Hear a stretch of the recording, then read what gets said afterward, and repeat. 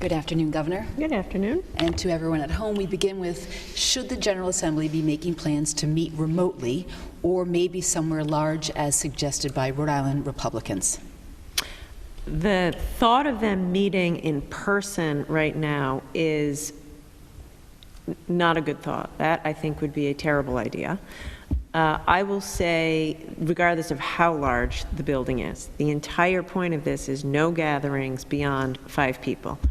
I would say, as a general matter, the General Assembly's been terrific. I've been in practically daily contact with the Speaker and Senate President. They moved very swiftly last week to approve a line of credit, which we have gone on to execute, and they've been great partners. So at this point, I don't see any need for them to convene, and they've both been very clear to me that if I need them to convene, they'll do whatever it takes. So I think we're in a good spot. The best thing they can do is stay home themselves and just provide information to their constituents, and I appreciate their support. They've both said they'll do what's needed when the time comes. In a similar question, will municipal boards and commissions, council and so forth, be exempt from the 5-person grouping directive? Our local boards are trying to work out some systems so as to proceed with the budget and other business. I would encourage you to do it all by phone or virtually. The reason that I suspended the open meetings rules and requirements is so that you could do this all via video conference or phone call. So that's the way you should be doing it. If, for whatever reason, you absolutely must meet in person, because I don't know why you would, but if you have to meet in person, then you have to do it where there's a minimum of 6 feet in between everybody, an opportunity for everybody to wash their hands constantly, and absolutely 100% no one who's sick, even a little, can be present at the meeting. Governor, how many ventilators does the state have to help hospitals if the need arises? So prior to this, we had done well as a state in maintaining our ventilator supply. There were over 200 ventilators available. We are working very hard to get closer to an additional 600 ventilators to get us what we need, and there has been progress in getting us there. The next question is, what is being done for home health care workers doing their jobs afraid to bring virus into their homes? Any temporary housing plans? There is work that's going into healthcare workers being able to have a place to quarantine and monitor for symptoms so that they can continue to work. We want to support people who can do it by still living at home safely, but want to also be able to accommodate healthcare workers and other critical infrastructure workers who need to be able to have a place to quarantine separately. The next question is about the testing. Will CCRI and RIC sites be using the new front-of-nose swab? Will Rhode Island be getting any of the rapid AVID laboratory tests? If not, why? And also, as urgent care centers do not accept patients without insurance, they refer back to the emergency rooms. So we are looking to use all of the swabs that we have available to be able to get the testing done. There are nasopharyngeal and many oral pharyngeal swabs. We want to activate all of them so that we can get specimen collected for testing of as many people as possible. We are also working very hard to get the rapid point of care tests available as a state. We know that that will help us expand capacity, and there is deliberate work being done to address that.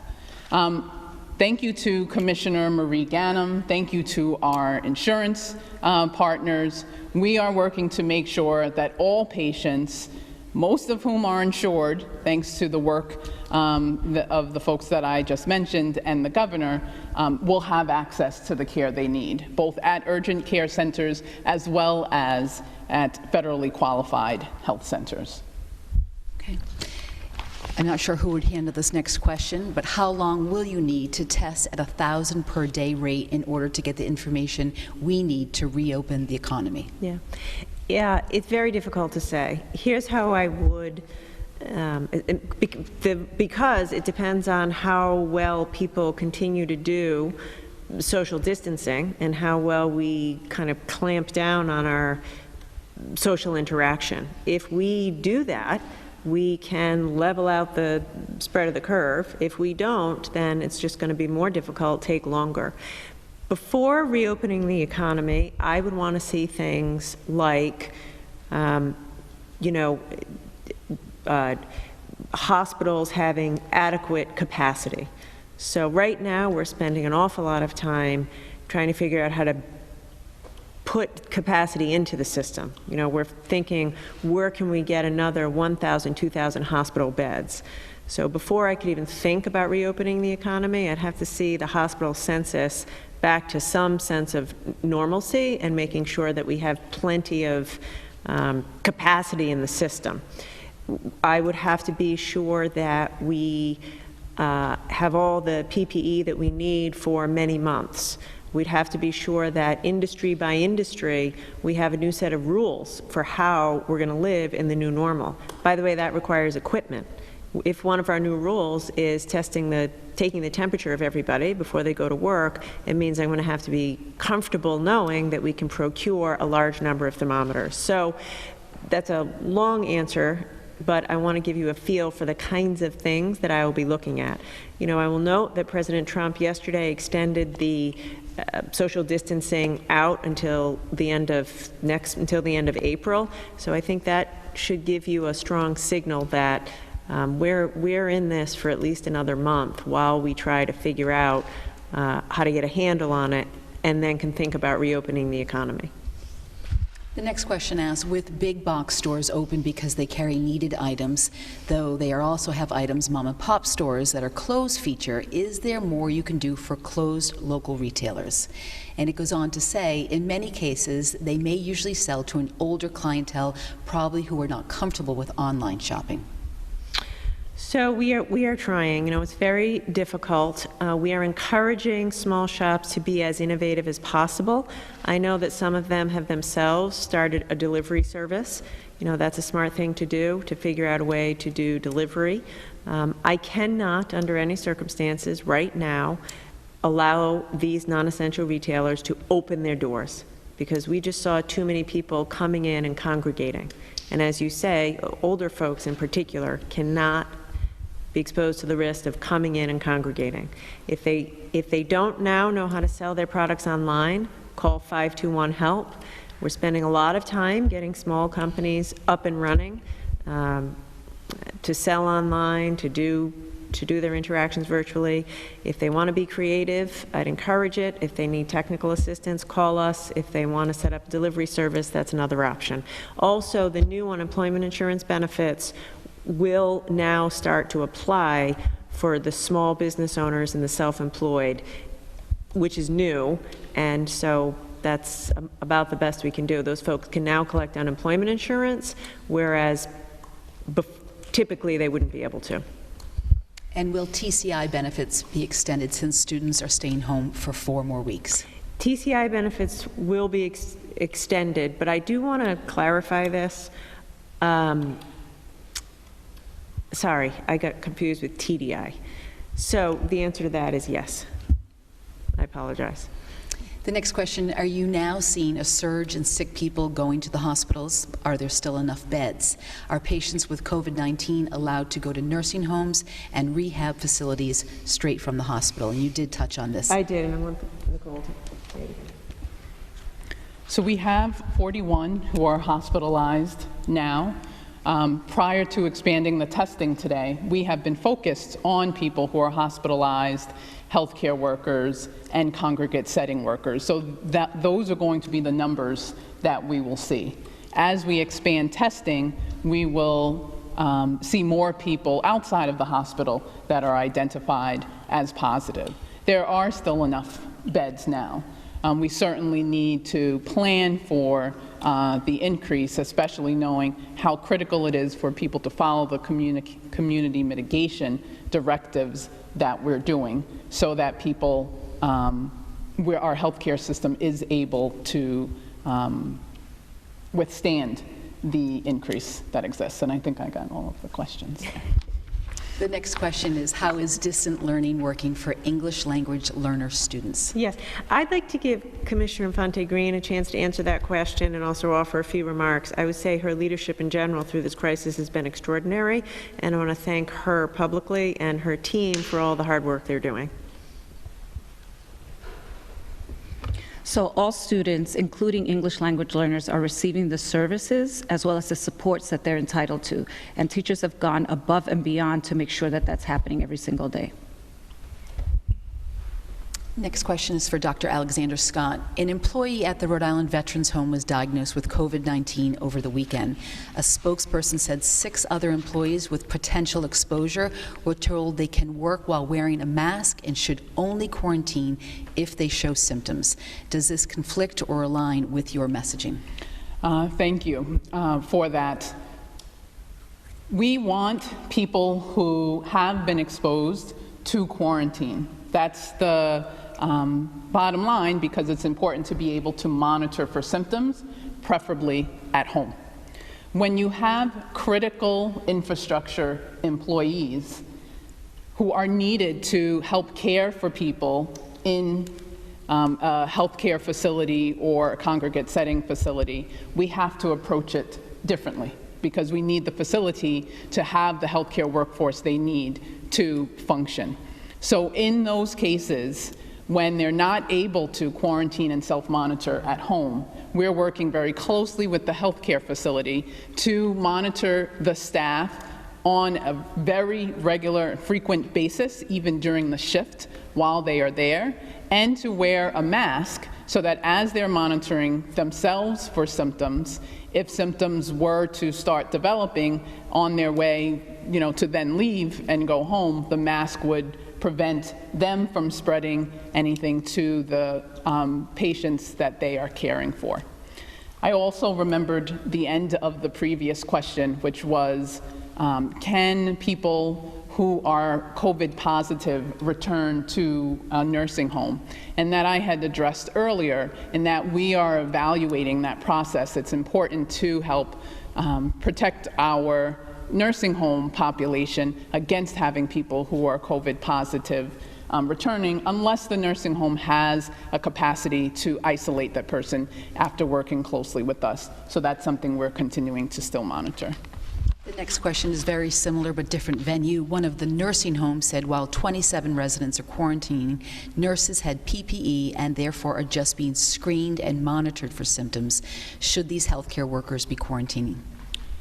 Yeah, so the answer is the same as you mentioned. Quarantining is a key component that allows someone to self-monitor and determine whether or not symptoms occur. Because these are critical infrastructure staff and these facilities need to continue to function, we are approaching the quarantining in a very regimented way for us to still be able to monitor them for symptoms, wear masks appropriately, and care for the persons who are vulnerable populations that still need the care they need. Next question asks, what would you tell someone who lives or works near the mobile testing sites if they have concerns about hundreds of potentially infected individuals coming into their surroundings each day? I would say that we have a very safe protocol that's in place. These are mobile testing sites in the sense that people are staying in their cars and driving through these collection specimen sites. We also have people in personal protective equipment who are there. It's a very well-run and safe process that's in place for expanding testing. What's the status on the state's PPE stockpile? We're hearing from nurses who say they don't feel safe going into work. They are only given one N95 mask, and they're being directed to use that one mask for multiple days. Why is this the case? Doesn't this put them and patients at risk? We are focused on providing PPE to healthcare workers in these high-risk environments. That's our priority right now. The governor has mentioned again and again that getting our healthcare workers and the amount of PPE that we need as a state is something that teams of people have been working extremely hard on. We want to make it so that every healthcare worker who is caring for patients in these situations have the PPE that we need. And we are competing against other states and countries to get us there. But you can certainly be confident that we have a very aggressive approach. We definitely understand the importance for healthcare workers to have the PPE they need and are going to keep pushing out the PPE to the healthcare facilities as soon as we get it, which we are focused on. Just to follow up, does it increase their risk to use a mask twice? It doesn't increase their risk. And there are conservation approaches that the Centers for Disease Control and Prevention have offered. We want to make it so that there's enough PPE to use it the way we normally use it, but until then, making sure that people are protected is the priority, and using the conservation approaches that we all are taking is critical. Thank you. Our last question today. Are Rhode Islanders being tested for flu A and B before they are tested for COVID-19? How many flu cases are we seeing for folks who think they have COVID-19? So when it is appropriate, we want influenza to be tested for if someone has symptoms that are consistent. We are not requiring a condition that in order to get COVID-19 you have to be tested for the flu, but we are certainly encouraging where it's needed. We are also not going by the condition that if you test flu positive, you don't have COVID-19, because it can happen where there is a co-infection. So they are both being addressed simultaneously. We have not had a significant number of co-infected persons at this time. Other parts in the country have had that. It's something that we want to continue to monitor for, which is why we're not saying only test one or the other, or that you can only have one or the other. So being able to test for both is important. Overall, our flu season has passed its peak and is starting to trend downward. We are still widespread in terms of influenza at this time. There are a number of respiratory viruses that are out there in addition to COVID-19. I'll again say the treatment is the same for all of them. Staying home if you are ill with any symptoms is critical. Thank you very much. Thank you, Governor.